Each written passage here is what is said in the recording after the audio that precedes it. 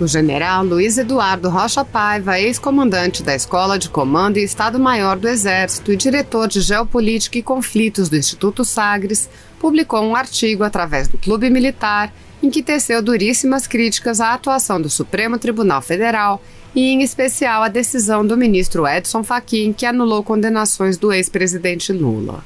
No artigo, o general afirma que a alta corte algemou o executivo, comprometeu sua autoridade e vem colocando em risco a paz, a harmonia e a própria unidade nacional. O STF feriu de mor o equilíbrio dos poderes, um dos pilares do regime democrático e da paz política e social. Rocha Paiva alerta: a continuar esse rumo, chegaremos ao ponto de ruptura institucional. Ouça o texto do general Luiz Eduardo Rocha Paiva. Aproxima-se o ponto de ruptura. A nefasta decisão do ministro Fachin, livrando Lula de suas condenações, foi uma bofetada na cara, desculpem a expressão, da nação brasileira. Após tanto trabalho, esforço, lutas, participação popular e resgate do civismo e da cidadania do povo brasileiro, uma única pessoa, ao arrepio do que seja justiça, segurança jurídica e senso de responsabilidade política, praticamente arremessou no lixo a Operação Lava Jato e, com ela, a esperança da sociedade num futuro mais digno. Uma só pessoa desdenhou das decisões das Cortes de Justiça de primeira instância, de um Tribunal Regional Federal e do Superior Tribunal de Justiça, onde, em todas elas, Lula, uma criatura deplorável, fora condenado. Com base em meandros jurídicos de menor relevância, diante das robustas evidências de corrupção em mais elevado grau, Fachin escandalizou o Brasil e causou um choque brutal em nossa autoestima, orgulho e confiança no país. Para reverter essa decisão, cabe ao povo brasileiro exercer o legítimo e também legal direito de pressionar na mídia e nas instituições e organizações, mas principalmente nas ruas, de forma ordeira, firme, resoluta, sem descanso e sem retrocessos, por uma reviravolta nessa situação que é motivo de vergonha nacional. Essa e outras decisões monocráticas e também algumas decisões do Pleno do STF revelam uma ilegítima disposição de conduzir os destinos do país, invadindo áreas dos demais poderes e contando com a conivência de deputados e senadores, cujo grande efetivo resulta na submissão do Congresso Nacional. Da mesma forma, a alta corte algemou o executivo, comprometeu sua autoridade e vem colocando em risco a paz, a harmonia e a própria unidade nacional. O STF feriu de morte o equilíbrio dos poderes, um dos pilares do regime democrático e da paz política e social. A continuar esse rumo, chegaremos ao ponto de ruptura institucional e, nessa hora, as Forças Armadas serão chamadas pelos próprios poderes da União, como reza a Constituição. Por isso, hoje é bom lembrar Rui Barbosa. A pior ditadura é a ditadura do Poder Judiciário. Contra ela não há a quem recorrer. O grande jurista se referia ao recurso a instâncias legais. Porém, o que é supremo não é a lei e sim a justiça, e esta não existe quando a lei é usada contra o bem comum. Não fosse assim, ainda seríamos uma colônia de Portugal. Em um conflito entre poderes, a qual deles as Forças Armadas se submeterão? Com certeza ficarão unidas e ao lado da nação, única detentora de sua lealdade. Que a liderança nacional tenha isso em mente. Senhor presidente, todos nós somos defensores das instituições como basiladores da democracia. Mas, senhor presidente, eu chamo a atenção dos senhores deputados para uma preocupação que tenho acerca dos constantes ataques que membros da Suprema Corte fazem contra o presidente Bolsonaro. Na semana retrasada, o ministro Marco Aurélio disse que o presidente está colocando a barba de molho, num total desrespeito ao presidente da República. Agora, o ministro Fachin, em uma entrevista, em um debate na OAB, abre aspas, disse, abre aspas, a democracia brasileira está sob ataque. As conquistas do Estado de Direito Democrático e da legalidade constitucional estão ameaçadas. É ilegítimo um governo que passa a atuar contra a normalidade constitucional. Senhor presidente e senhores deputados, esse país já teve mensalão, Petrolão, propinoduto, tivemos 2 presidentes da República impeachmentados, outro que sofreu 2 tentativas de abertura de impedimento, e em nenhum momento se ouviu uma declaração desta de um ministro do STF. Agora, a democracia está sob ataques, segundo o ministro Fachin. Senhor presidente, eu estou encaminhando um questionamento ao doutor Augusto Aras, da PGR, para que faça uma arguição ao senhor ministro Fachin sobre em que se fundamentam as suas declarações. Precisamos combater com toda a veemência as narrativas falaciosas, eivadas de desonestidade intelectual e que não contribuem nada para o progresso do país e sim para a desarmonia entre os poderes. Eu termino, senhor presidente, dizendo: aquele que enverga a toga representa a justiça. A toga faz transição entre o homem e o ideal. Usar a toga é tomar parte da comunidade daqueles que devem dizer o que é justo. Porém, os que usam o poder da toga e quiserem fazer política, se exige que esse se dispa do poder da toga e se submeta à soberana escolha popular através do voto. Quer fazer política? O lugar não é no STF, vem para esta casa. Amanhã eu estou indo para Brasília para tentar me reunir com o presidente Bolsonaro e tratarmos sobre algumas questões e pontuarmos alguma coisa na tribuna da Câmara Federal que nós precisamos pontuar também. Mas qual é o objetivo desta live aqui agora? E eu quero pedir que você, se puder, compartilhe. Deixa eu dizer uma coisa. Bolsonaro é um ser humano, e como ser humano ele tem erros e tem acertos. Eu não sou daqueles que fecham os olhos para aquilo que eu considero um erro do presidente, um erro do governo, não é?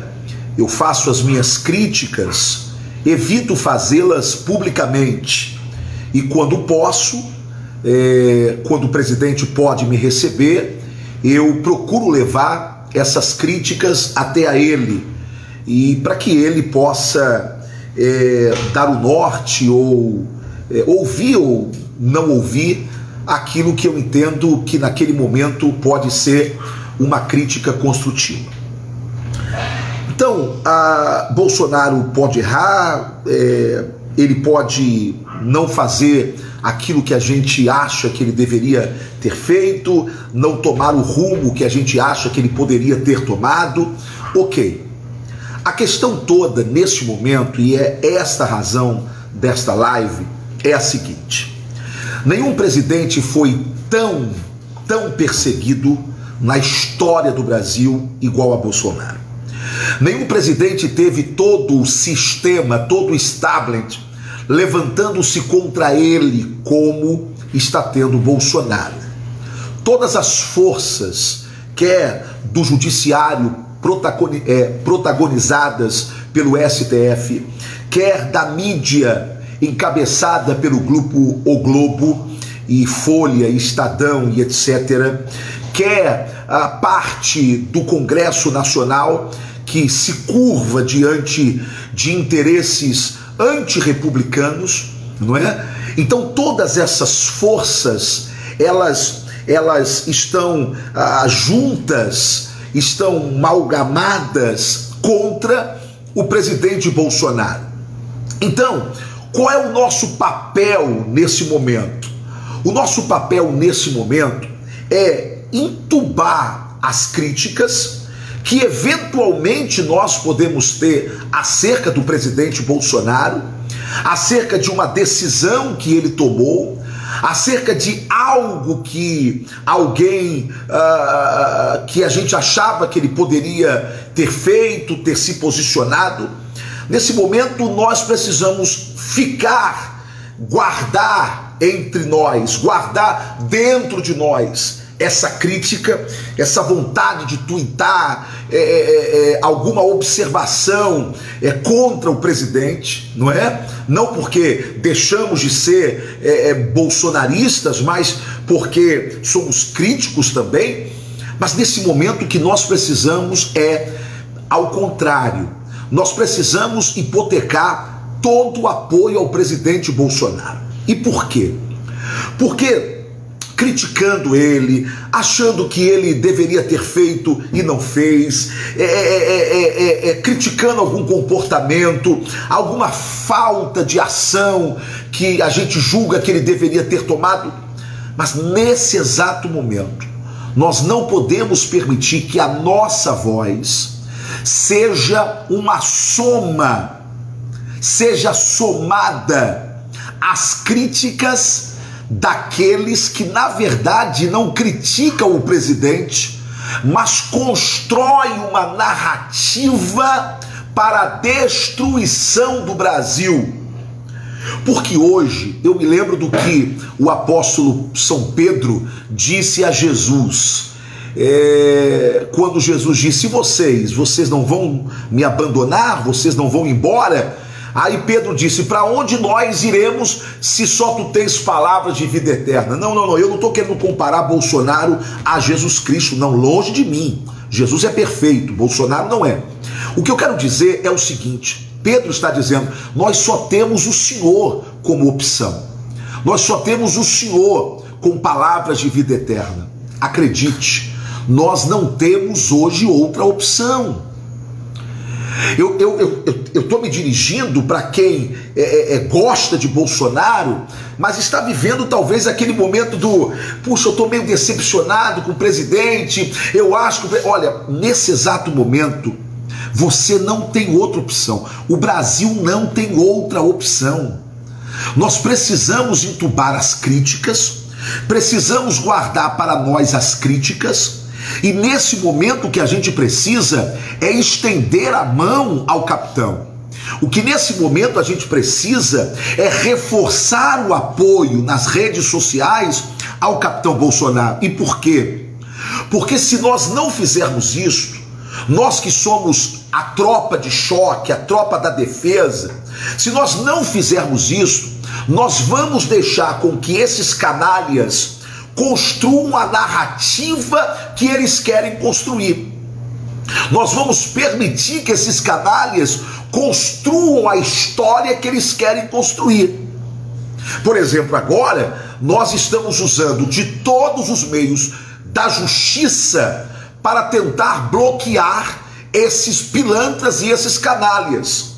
Na semana passada, eu entrei com uma queixa-crime contra jornalistas que, ao fazerem uma crítica ao presidente Bolsonaro, não é, colocaram uma montagem do presidente nu, segurando uma placa na frente do seu corpo desnudo, não é? Eu entrei com uma ação, com uma queixa-crime junto à PGR. Agora estou entrando, aliás, entrei hoje com uma queixa-crime contra uma companhia teatral, e amanhã da tribuna da Câmara você vai saber mais dessa história. Uma companhia teatral que fez agora uma peça, Precisamos Matar o Presidente. Sim, o nome da peça, o título da peça é Precisamos Presidente. Aí alguém mais inocente poderia dizer, não, mas não está falando sobre Bolsonaro. Está falando sobre Bolsonaro, porque eu pego uma reportagem do diretor desta peça miserável e ele mostra que na verdade o foco da peça é o presidente Bolsonaro. E ainda que ele diga que a intenção não é incitar crime ao presidente da República, mas o é. Por isso, o nome da peça, Precisamos do Presidente. Ora, quando na história desse país a gente pensaria em ver um negócio desse? Eu estou entrando com um processo amanhã contra a jornalista Raquel Sherazade.